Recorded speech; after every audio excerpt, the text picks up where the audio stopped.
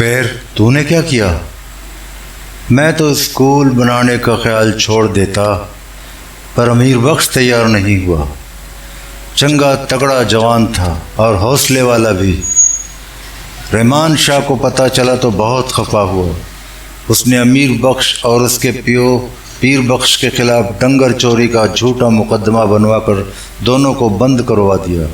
ان کے گھر والوں اور رشتہ داروں کو الگ پولیس نے بہت تنگ کیا۔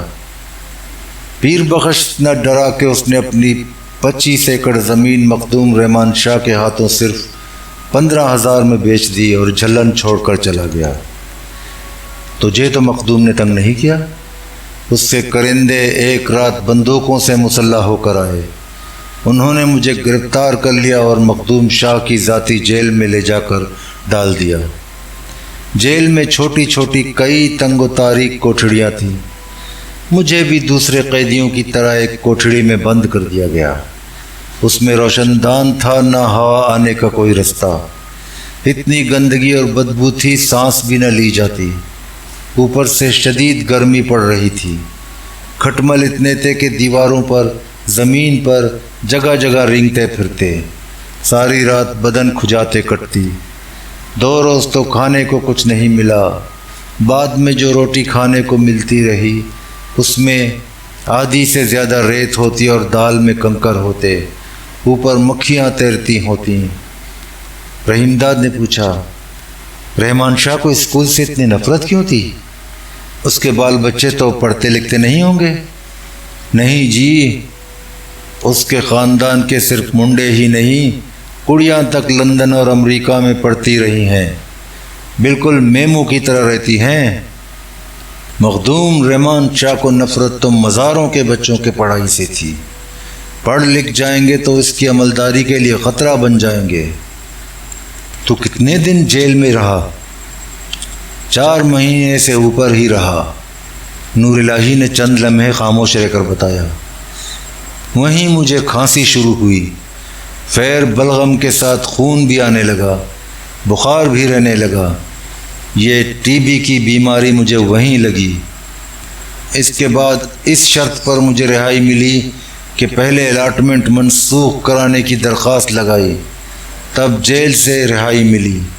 میری خریف کی واڈو فصل تھی، پھٹی تو چنائی کے لیے بالکل تیار تھی، پر رحمان شاہ کے کرندوں نے مجھے نظر محمد جھلن تک جانے بھی نہیں دیا۔ لگتا ہے رحمان شاہ بھی ملتان کے مخدوموں کی طرح کسی درگاہ کا گدی نشین ہے، جن کے پاس بڑی بڑی ذمہ داریاں اور جگیریں ہیں۔ رحیم داد نے نور الہی کی باتیں سن کر اپنے رد عمل کا اظہار کیا۔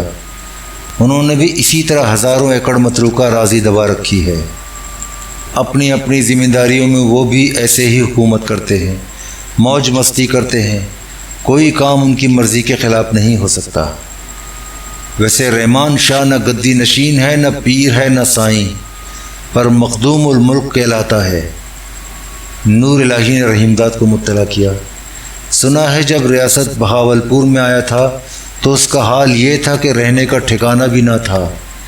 ملتان روڈ پر گدو مل کی سرائے میں رہنے کو 1 آنا روز کرائے پر منجی لے رکھی تھی۔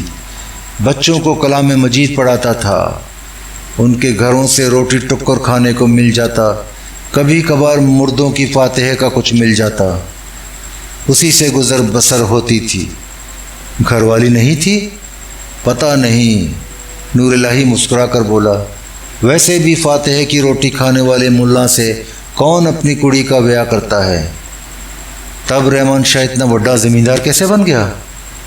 وہ ایسا ہوا کہ منت سماجت کر کے کسی کی سفارش پر نواب صاحب کو کلام مجید پڑھانے پر لگ گیا۔ پھر تو جی اس کے دن ہی بدل گئے۔ ایسا نصیب بدلا کہ نواب صاحب نے کسی بات پر خوش ہو کر میران والی کی پوری جاگیر ہی بخش دی، ساتھ ہی مخدوم الملک کا خطاب بھی دے دیا۔ ریاستوں میں ایسے ہی جاگیریں اور خطاب دیے جاتے تھے۔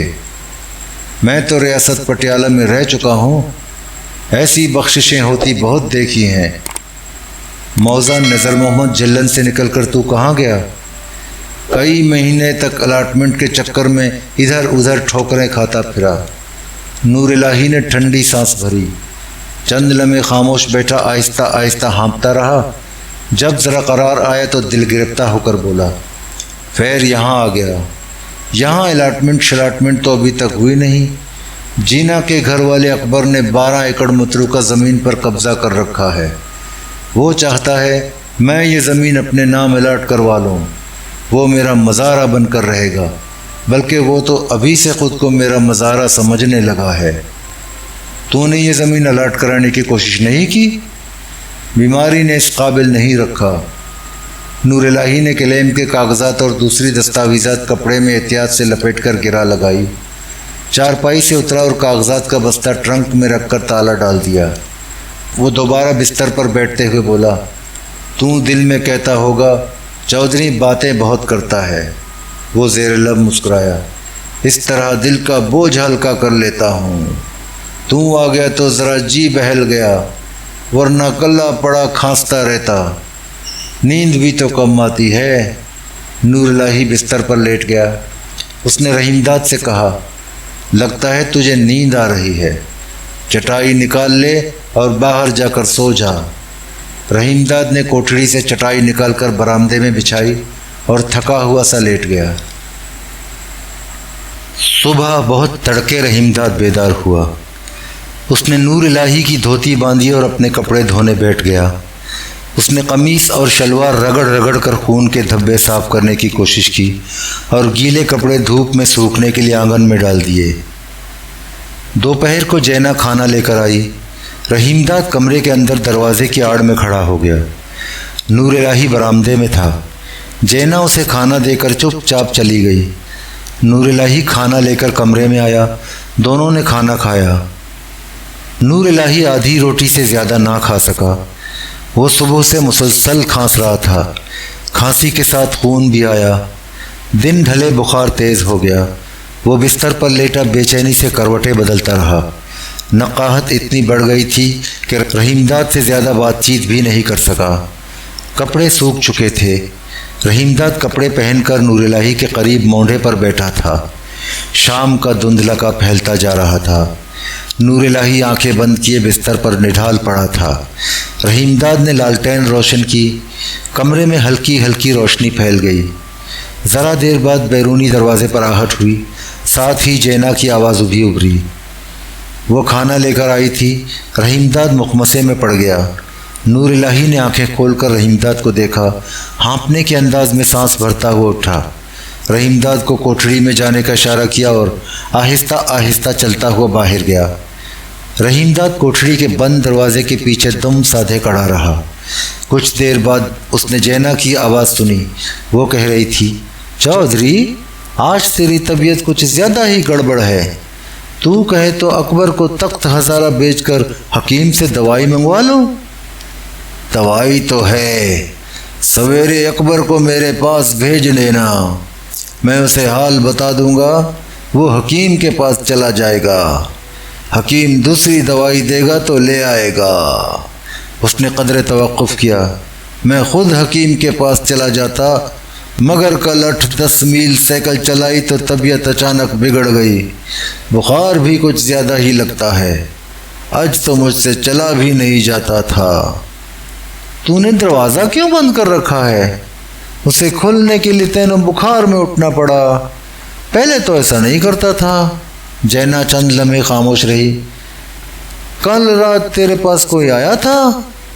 نور الہی نے صاف انکار کر دیا، میرے پاس تو کوئی نہیں آیا۔ تینوں کیسے پتا چلا؟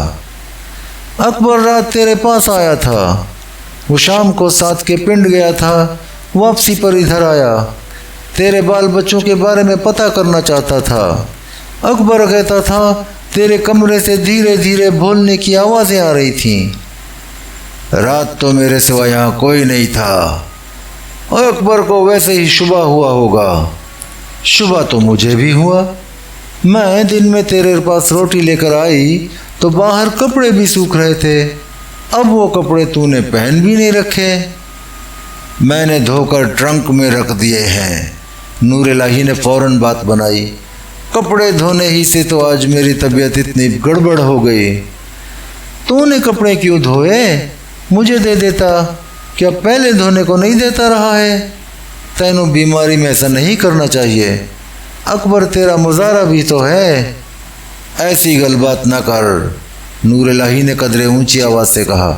کوئی مظاہرہ شزارہ نہیں، وہ نیک بندہ ہے، اور تو بھی میرا بہت خیال رکھتی ہے۔ صبح شام روٹی کھلاتی ہے، دوائی منگوا کر دیتی ہے، کیا نہیں کرتی؟ تو نہ ہوتی تو میں کب کا ختم ہو گیا ہوتا۔ لے، میں تیرا کیا کام کرتی ہوں؟ چودھری کیسی گلا کر رہا ہے؟ گھر کے دھندوں سے چھٹی ہی نہیں ملتی۔ چھوری الگ بیمار ہے، اسے حکیم نے کالی کھانسی بتائی ہے، اسی لیے تیرے پاس زیادہ نہیں آتی۔ اب جا، اکبر تیرا انتظار کر رہا ہوگا۔ چھوری بیمار ہے، روتی ہوگی۔ نور الہی آہستہ آہستہ کھانسنے لگا۔ جینا چلی گئی۔ رحیم داد کوٹڑی سے باہر آ گیا۔ اس نے آنگن میں جا کر بیرونی دروازے کی کنڈی چڑھا دی۔ واپس کمرے میں آیا تو نور الہی نے کہا، سنا جینا کیا کہہ رہی تھی؟ رحیم داد نے تشویش کا اظہار کیا۔ لگتا ہے اسے کچھ شبہ ہو گیا ہے۔ میں نے اسے مطمئن تو کر دیا ہے، پر اب زیادہ احتیاط کرنی ہوگی۔ دونوں نے مزید بات چیت نہیں کی، خاموشی سے کھانا کھایا۔ نور الہی نے اس وقت بھی تھوڑا کھانا کھایا اور کھاتے ہی بستر پر لیٹ گیا۔ لالٹین کی زرد روشنی میں اس کا چہرہ مٹیالہ لگ رہا تھا۔ آنکھوں کے نیچے سیاہ حلقے نمایاں ہو گئے تھے۔ داڑھی اور سر کے بال بے ترتیب تھے، ان پر ہلکی ہلکی گرد بھی نظر آتی تھی۔ قادر آباد سے آنے کے بعد اس نے اب تک غسل نہیں کیا تھا۔ وہ چت لیٹا تھا اور آنکھیں کھولے چھت کو تک رہا تھا۔ رحیم داد کچھ دیر اس کے قریب مونڈھے پر بیٹھا رہا۔ اس نے اٹھ کر چٹائی نکالی اور برآمدے میں جا کر لیٹ گیا۔ آنکھ ذرا لگی ہی تھی کہ اس نے نور الہی کی آواز سنی، وہ اسے بلا رہا تھا۔ رحیم داد اس کے پاس گیا۔ نور الہی کہنے لگا، ذرا مجھے پانی پلا دے، سخت پیاس لگی ہے۔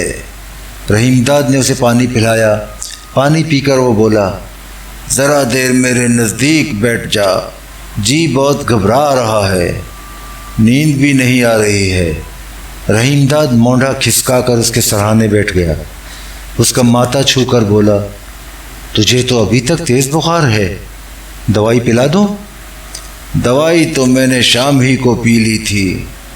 رحیم داد ہاتھ بڑھا کر دھیرے دھیرے نور الہی کا سر دبانے لگا۔ کمرے میں گہری خاموشی تھی۔ پہر رات گزر چکی تھی۔ گاؤں پر سناٹا طاری تھا۔ تھوڑی دیر بعد خاموشی میں نور الہی کی آواز ابھری، ایسا محسوس ہوتا ہے اب میں زیادہ دن زندہ نہیں رہوں گا۔ اس کا لہجہ بجھا ہوا تھا، اس میں درد کی کسک تھی۔ رحیم داد نے اسے تسلی دی، چودھری حوصلے سے کام لے، کچھ دنوں میں چنگا ہو جائے گا۔ میں نو پتہ ہے کیا ہونے والا ہے، نور الہی نے آہستہ آہستہ ہانپتے ہوئے کہا۔ یہ بہت موذی بیماری ہے، مشکل ہی سے کوئی اس سے بھلا چنگا ہوتا ہے۔ میرے پاس لاکھوں روپے کا کلیم پڑا ہے، پر کس کام کا؟ کسی کے بھی کام نہیں آ سکتا۔ تیرے بال بچوں کے تو کام آ ہی سکتا ہے۔ نور الہی نے ٹھنڈی سانس بھری۔ پتہ نہیں وہ زندہ بھی ہیں کہ تریموں کے پتن ہی پر کرم الہی کی طرح شہید ہو گئے۔ تو بتاتا تھا وہ پاکستان آ گئے تھے اور لاہور کے والٹن کیمپ میں ٹھہرے بھی تھے۔ سنا ہی سنا ہے، جانے ان کا کیا بنا۔ لگ بھگ 8 سال ہو گئے انہیں ڈھونڈتے ہوئے۔ وہ خاموش ہو گیا۔ چند لمحے بعد اس نے کہا، میرا دوسرا پتر ارشاد الہی اب 18 برس کا ہوگا، وہ میرا سہارا بن سکتا تھا۔ اس نے ایک بار پھر ٹھنڈی سانس بھری، پر رب کو یہ منظور ہی نہیں۔ رحیم داد نے اس کا کندھا ہولے ہولے تھپتھپایا۔ چودھری حوصلہ رکھ، تیرا پتر تجھے ضرور مل جائے گا۔ رب نے چاہا تیری گھر والی اور کڑی بھی مل جائے گی۔ پریشان نہ ہو، سب ٹھیک ہو جائے گا۔ تو مجھے نیک بندہ لگتا ہے۔ نور الہی نے رحیم داد کی ہمدردی سے متاثر ہو کر کہا، پر قتل کی واردات میں کیسے پھنس گیا؟ مجھے جرائم پیشہ نہیں لگتا۔ تیرا چہرہ اور تیری بات چیت کا انداز یہی بتاتا ہے۔ اس نے قدر تأمل کیا۔ تو نے اپنے بارے میں مجھے کچھ نہیں بتایا، کچھ اپنے بارے میں گل بات کر۔ خاموشی میں میرا جی بہت گھبراتا ہے، تبھی تو میں تیرے ساتھ کل رات دیر تک باتیں کرتا رہا۔ دل کا کچھ بوجھ ہلکا ہوا تو تیرے جاتے ہی نیند بھی آ گئی۔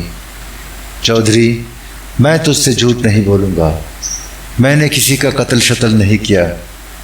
رحیم داد نے صاف جھوٹ بولا۔ میں اس کے ساتھ سکنالے میں ایک جھاڑی کے نیچے کھڑا تھا، پاس ہی اونچے اونچے ٹبے تھے۔ پھر ایسا ہوا جی، اوپر سے ایک بھاری پتھر لڑک کر نیچے گرا، میں تو بچ گیا، پتھر ٹھیک اس کے سر پر گرا، وہ اسی وقت مر گیا۔ میں بہت ڈر گیا، وہاں دور دور تک کوئی نہیں تھا، میں گھبرا کر بھاگ کھڑا ہوا۔ نور الہی نے مشتبہ نظروں سے رحیم داد کو دیکھا، پر ادھر ویرانے میں گیا کس لیے تھا؟ ادھر تو کوئی نہیں جاتا۔ میں نے سنا ہے وہ اپنی بات پوری نہیں کر سکا۔ باہر درختوں تلے خشک پتوں پر چاپ ابھری، دونوں نے چونک کر کھڑکی کی جانب دیکھا۔ رحیم داد جھپاک سے چارپائی کی اوٹ میں دبک گیا۔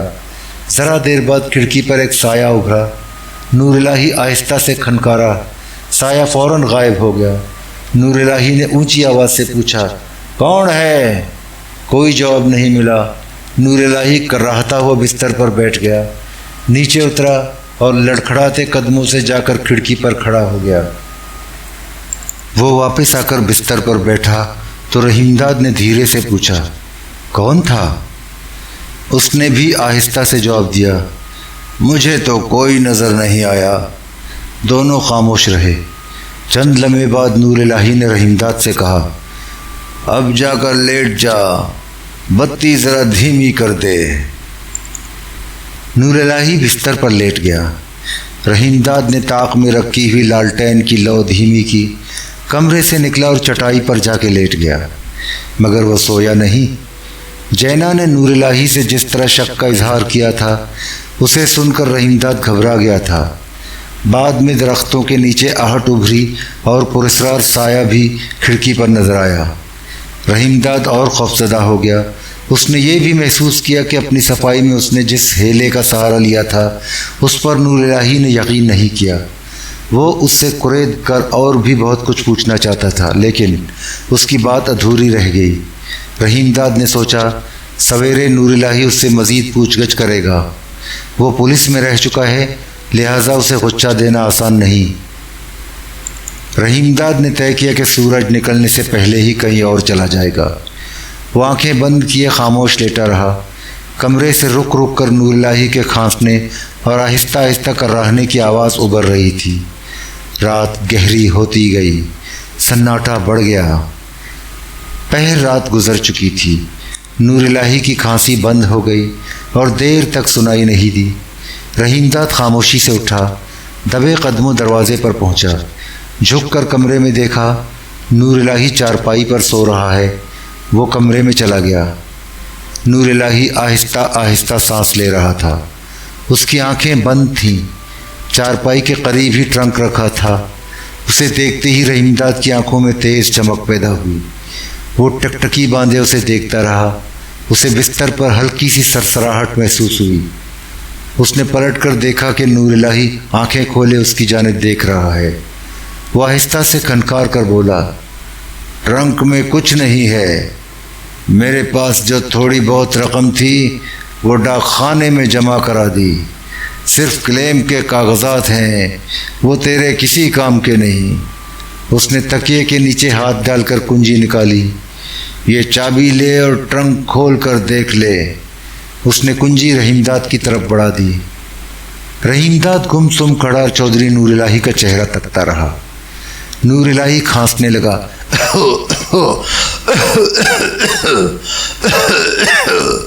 اور کھانستے کھانستے اٹھ کر بستر پر بیٹھ گیا۔ پھر اس نے جھک کر چارپائی کے نیچے رکھی ہوئی مٹی کی کٹالی میں تھوکا۔ بلغم کے ساتھ جیتا جیتا بہت سا خون نکلا۔ نور الہی لمبی لمبی سانس بھر کر ہانپنے لگا اور نڈال ہو کر بستر پر لیٹ گیا۔ کنجی اس کی انگلیوں سے چھوٹ کر بستر پر ایک طرف گر گئی۔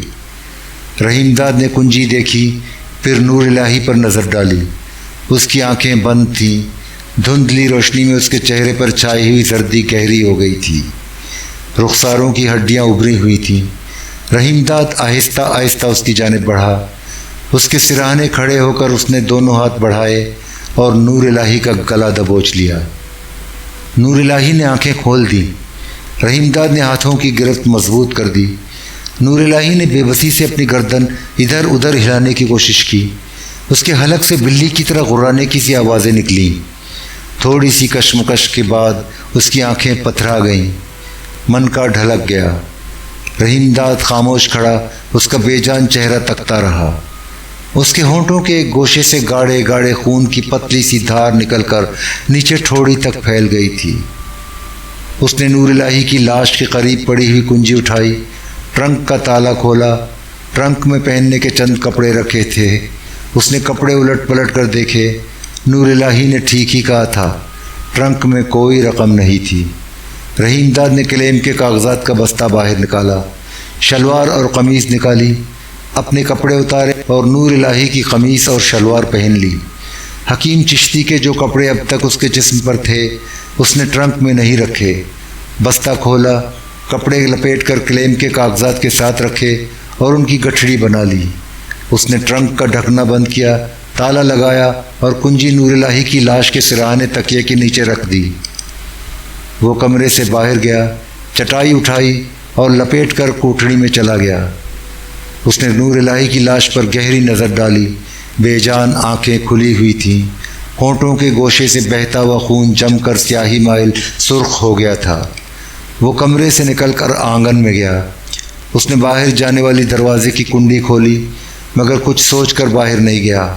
کنڈی دوبارہ لگائی اور آنگن کی چار دیواری کا جائزہ لیا۔ دیواریں زیادہ اونچی نہیں تھیں۔ اس نے گٹری کندھے پر لٹکائی، آنگن میں گھوم پھر کر ادھر ادھر دیکھا۔ اسے ایک ٹوٹی ہوئی گھڑونچی مل گئی۔ گھڑونچی اس نے دیوار سے ٹکائی اور اس کے سہارے اوپر پہنچ گیا۔ اس نے ایک پیر نیچے لٹکایا اور آہستہ سے ٹھوکر مار کر گھڑونچی نیچے گرا دی۔ وہ دھیرے سے باہر اتر گیا، آگے بڑھا اور درختوں کے نیچے اندھیرے میں دبے دبے قدموں چلنے لگا۔ گاؤں سے نکل کر کچے راستے پر آ گیا۔ وہ تخت ہزارہ کی جانب بڑھنے لگا۔ میل ڈیڑھ میل کے بعد ویران اور بنجر میدان آ گیا۔ رحیم داد کچا راستہ چھوڑ کر ببول کی جھاڑیوں کی جانب بڑھا۔ جھاڑیوں کے نیچے اس نے نرم اور پولی زمین تلاش کی، چاقو نکالا اور خاصا گہرا گڑھا کھودا۔ گٹھڑی سے مقتول حکیم چشتی کے کپڑے نکالے اور گڑھے میں دبا کر زمین ہموار کر دی۔ رحیم داد نے کلیم کے کاغذات کا بستہ بغل میں دبایا اور کچے راستے پر چلنے لگا۔ تخت ہزارہ قریب آتا گیا مگر وہ بستی میں نہیں گیا۔ داہنے ہاتھ کے ایک راستے پر مشرق کی طرف مڑ گیا۔ رات کسی قدر گرم تھی اور ہوا بھی ٹھہری ہوئی تھی۔ دور سے بیلوں کی گردنوں میں پڑی ہوئی گھنٹیوں کی آوازیں رک رک کر ابھر رہی تھیں۔ رحیم داد ان آوازوں کو سن کر ٹھٹکا اور گردن اٹھا کر اس سمت دیکھنے لگا جدھر سے گھنٹیوں کی چھنکار رات کے سناٹے میں بلند ہو رہی تھی۔ رحیم داد کھیتوں کے درمیان سے گزرنے والے سنسان پیہے پر کھڑا تھا۔ چند لمحے ٹھہر کر وہ آگے بڑھا اور چوکنا نظروں سے ادھر ادھر دیکھتا ہوا پیہے پر چلنے لگا۔ پیہا ختم ہوا تو کچی سڑک آ گئی۔ اس نے دیکھا سامنے سڑک پر ایک قطار میں کئی بیل گاڑیاں گزر رہی تھیں۔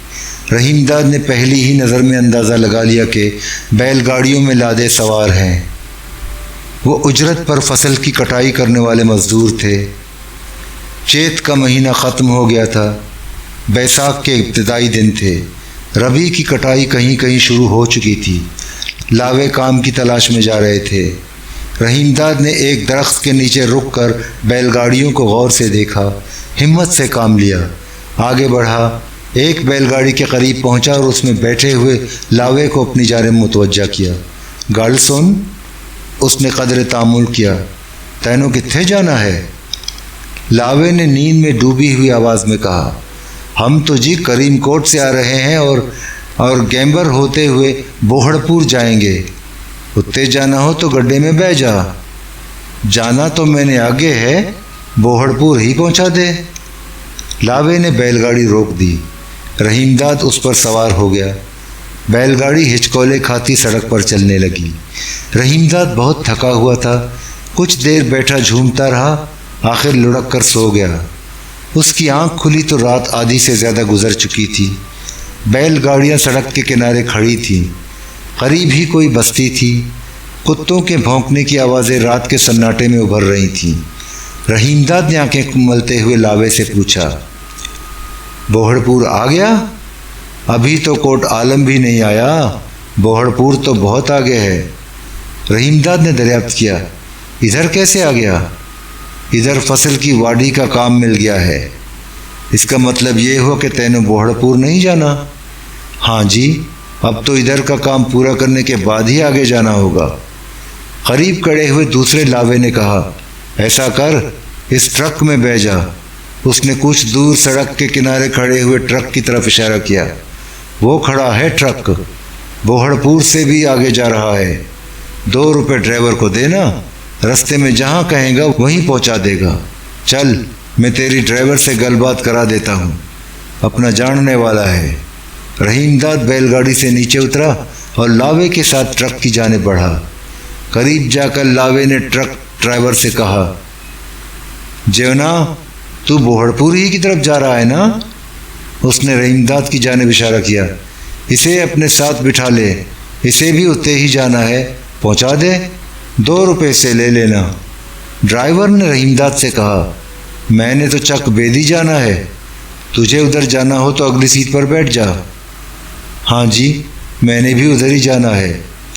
رحیم داد نے ڈرائیور کو 2 روپے دے دیے اور ٹرک میں بیٹھ گیا۔ ذرا دیر بعد ٹرک اسٹارٹ ہوا اور سڑک پر دوڑنے لگا۔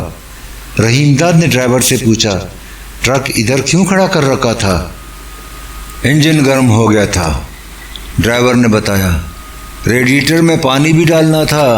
اس کے بعد کوئی بات چیت نہیں ہوئی۔ ٹرک سڑک پر دوڑتا رہا۔ رحیم داد کی پھر آنکھ لگ گئی۔ وہ بیدار ہوا تو ٹرک پختہ سڑک پر دوڑ رہا تھا۔ رات ختم ہو چکی تھی۔ مغربی افق پر ہلکا ہلکا اجالا پھیل رہا تھا۔ رحیم داد نے صبح کی روشنی دیکھی تو گھبرا گیا۔ اس نے ڈرائیور سے کہا، جیونا، ٹرک روک لے، میں نے یہیں اترنا ہے۔ ڈرائیور نے ٹرک روک لیا۔ رحیم داد نے اپنا بستہ بغل میں دبایا اور ٹرک سے نیچے اتر گیا۔ ٹرک آگے بڑھا اور تیزی سے دوڑتا ہوا کچھ ہی دیر بعد درختوں کی اوٹ میں اوجھل ہو گیا۔ سڑک بالکل ویران تھی۔ دونوں طرف کھیت تھے جن کا سلسلہ دور تک پھیلا تھا۔ اجالا رفتہ رفتہ بڑھتا جا رہا تھا۔ رحیم داد آہستہ آہستہ سڑک پر چلتا رہا۔ 1.5 میل بعد وہ کھیتوں میں گھس گیا اور ایک پگڈنڈی پر چلنے لگا۔ ربیع کی فصلیں تیار کھڑی تھیں۔ اپریل کا سورج شرینا کے گھنے درخت کے پیچھے سے آہستہ آہستہ ابھر رہا تھا۔ دھوپ ہر طرف پھیلتی جا رہی تھی۔ گندم اور جو کے پودے دھوپ میں سنہرے پڑتے جا رہے تھے۔ ہوا چلتی تو کھیتوں میں سرسراہٹیں ابھرتیں، مدھم سروں میں جل ترنگ بجتے۔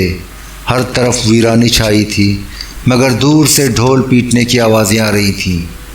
رحیم داد آگے بڑھتا گیا۔ وہ ایسی جگہ پہنچ گیا جہاں راستے کے ایک طرف کھیتوں میں گندم اور جو کی بالیاں ہوا کے جھونکوں سے جھوم رہی تھیں، دوسری طرف اجاڑ کھیت تھے۔ فصل تازہ تازہ کٹی تھی۔ جگہ جگہ کٹی ہوئی فصل کے ترنڈے ابھرے ہوئے تھے۔ گندم کے خوشے اور سلے بکھرے تھے۔ پگڈنڈی سے ذرا ہٹ کر 6-7 سلے بار عورتیں زمین پر جھکی ہوئی خوشے اٹھا اٹھا کر دوپٹوں کی جھولیوں میں ڈال رہی تھیں۔ ان کے پوسیدہ اور میلے کچیلے لباس صاف چغلی کھا رہے تھے کہ وہ مسلیوں اور کمیوں کے گھروں کی عورتیں ہیں۔ اس نے ایک سرسری نگاہ سلے بار عورتوں پر ڈالی۔ ان میں ایک سانولی سلونی مٹیار بھی تھی۔ وہ لمبی دھوتی کا ادھڑوچا باندھے ہوئی تھی اور پلو کندھے سے اتار کر اس میں گندم کے خوشے چن چن کر ڈال رہی تھی۔